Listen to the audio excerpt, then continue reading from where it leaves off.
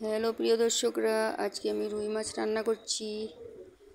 রুই মাছগুলি আগে ভেজে নেব আমি। এখানে পেঁয়াজ কুচি কুচি করে লবণ দিয়ে রেখেছি, কাঁচা লঙ্কা নিয়েছি।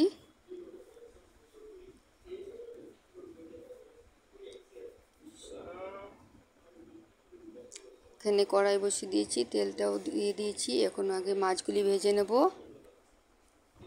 এই মাছটা ছেড়ে দিয়েছি, সব ভেজে নিচ্ছি আগে।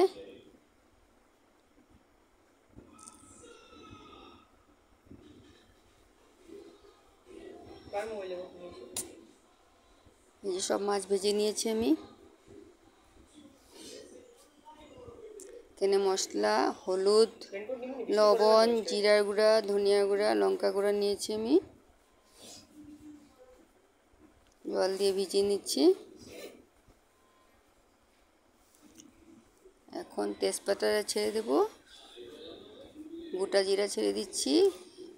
একটু নাড়াচাড়া দিয়ে পেঁয়াজগুলি ছেড়ে দেবো। এখন আমি এই যে পেঁয়াজ ছেড়ে দিলাম। এখন একটু ভেজে নেব। একটু ভেজে নিয়ে তারপরে মশলাগুলি ছেড়ে দেবো। এখন আমি একটু নাড়াচাড়া দিয়ে নিচ্ছি।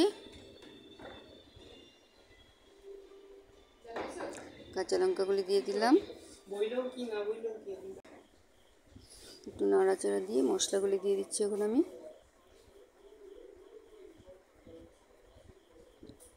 এখন একটু বাটিটা ধুয়ে জল দিয়ে দেবো।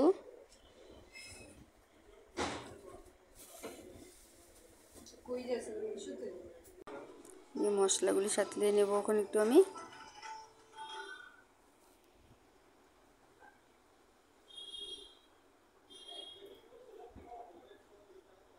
এখন এখানে একটু নাড়াচাড়া দিয়ে টমেটো সস দিয়ে দিব। এই যে দুটো ভেলোতে ধনিয়া পাতাও নিয়ে নিয়েছি আমি।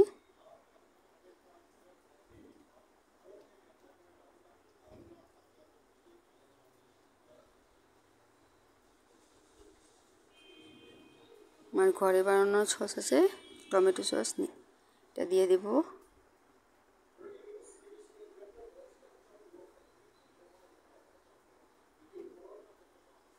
এখন একটু নাড়াচাড়া দিয়ে নিচ্ছি।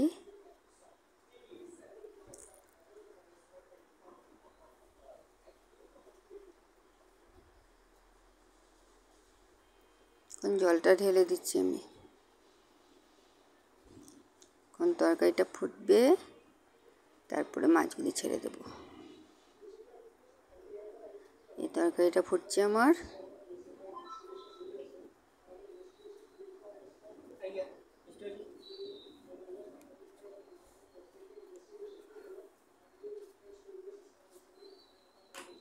এখন মাছগুলি ছেড়ে দিচ্ছি আমি।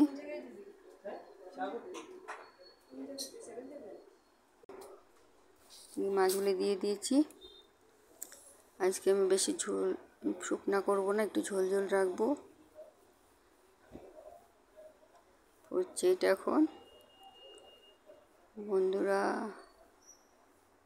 আমার ভিডিও কেমন লাগছে আপনারা বলবেন।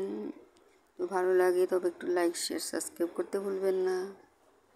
সবসময় আমার পাশে থাকবেন, তবে আমি বানাতে ভালো পাবো। আপনারাই তো আমাদের সঙ্গী।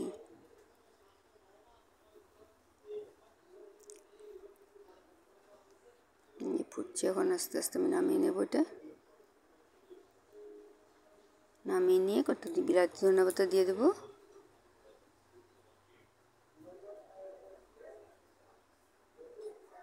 আজকে তাহলে জন্য রাখছি। ভালো থাকবেন, সুস্থ থাকবেন। সবার সাথে আবারও দেখা হবে।